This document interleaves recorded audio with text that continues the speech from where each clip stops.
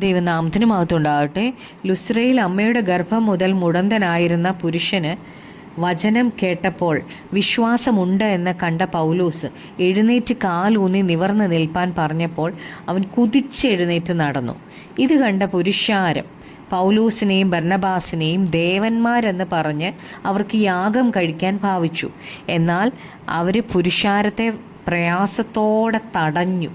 അതിനുശേഷം അന്ത്യോക്യയിൽ നിന്നും ഇക്കോന്യയിൽ നിന്നും യഹൂദന്മാർ വന്നുകൂടി പുരുഷാരത്തെ വശത്താക്കി പൗലോസിനെ കല്ലെറിഞ്ഞു.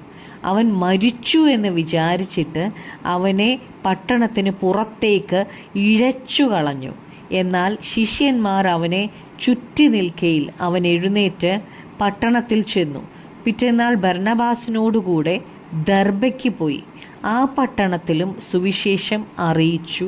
പലരെയും ശിഷ്യരാക്കിയ ശേഷം അവർ ലുസ്ത്ര, ഇക്കോന്യ, അന്ത്യോക്യ എന്ന പട്ടണങ്ങളിലേക്ക് മടങ്ങിച്ചെന്നു.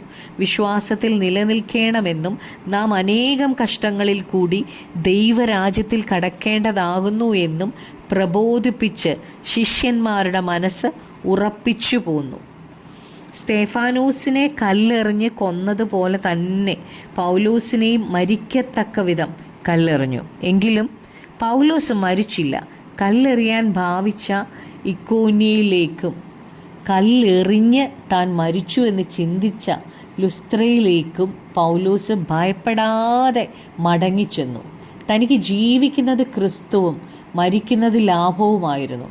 അവിടെയുള്ള ശിഷ്യന്മാരോട് പൗലോസ് ഭൗതികമായി അവർക്ക് എന്തെങ്കിലും ലഭിക്കും എന്ന് പറഞ്ഞല്ല ഉറപ്പിച്ചത്. അവരെ വിശ്വാസത്തിൽ നിലനിൽക്കണമെന്നും അനേകം കഷ്ടങ്ങളിൽ കൂടി ദൈവരാജ്യത്തിൽ കടക്കണമെന്നും പറഞ്ഞാണ് അവരുടെ മനസ്സുറപ്പിച്ചത്. യേശു പറഞ്ഞു, ലോകത്തിൽ നിങ്ങൾക്ക് കഷ്ടമുണ്ട്, എങ്കിലും ധൈര്യപ്പെടുവീൻ, ഞാൻ ലോകത്തെ ജയിച്ചിരിക്കുന്നു. നമുക്ക് പ്രാർത്ഥിക്കാം. കർത്താവേ, ഭൗതികമായ ഒരു നേട്ടത്തിനു വേണ്ടിയും അങ്ങേ പിൻപറ്റുവാൻ ഞങ്ങൾക്ക് ഇടയാവരുതേ. ഞങ്ങളിൽ വെളിപ്പെടാനുള്ള തേജസ് വിചാരിച്ചാൽ ഈ കാലത്തിലെ കഷ്ടങ്ങൾ സാരമില്ല എന്നെണ്ണുവാൻ അധികം കൃപ ഞങ്ങൾക്ക് തരണമേ. യേശുക്രിസ്തുവിൻ്റെ നാമത്തിൽ തന്നെ ആമേൻ.